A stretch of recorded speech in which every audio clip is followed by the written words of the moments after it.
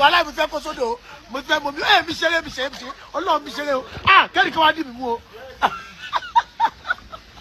Elsa wèrè lọ pé. Gist TV Yorùbá.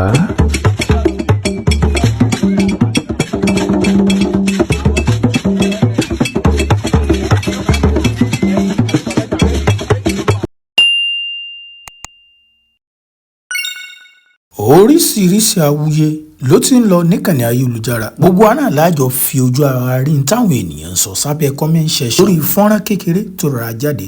lórí Kamon State. Òun àti ìyá rẹ̀ Fúnkẹ́ Akíndélé gẹ́gẹ́ bó ṣe máa ń pè ó lágbára o. Tó bá jẹ́ ìgbà àkọ́kọ́ tẹ́yìn wọn níjọ́ bá tẹ subscribe button ikú aya ikú ọmọ kọ́kọ́ bẹ̀ kò ní wọlé tọ̀ wá. Gbogbo yín náà lè mọ̀ pé láti ìgbà tí Fúnkẹ́ Akíndélé wọn àti Kamon State tí wọ́n jíjọ ń ṣe content papọ̀ aṣá máa ń rí wọn papọ̀ ṣùgbọ́n oríṣiríṣi ọ̀rọ̀ làwọn ènìyàn ń sọ lórí wọn ó lágbára ẹ tiẹ̀ wá rí táwọn ènìyàn sọ lórí fọ́nrán kékeré tó ra jáde níbi tí Kamon State tóun àti eyín Fúnkẹ́ Akíndélé tí wọ́n ti jọ ń wẹ̀ nínú eyín odò kan náà ẹ wo ń tẹ́lẹ̀ sọ ó ní dẹ̀ǹdẹ̀nàk ṣé lóòótọ́ ni àbírọ́nù èmi ò mọ̀ ó kò sí nǹkan tó kàn mí ìntàwà bá rí níkànnì ayélujára la máa mú wá fún yín ẹ wo tí lè sọ ó ní pé chemistry yẹn sì wà láàrin wọn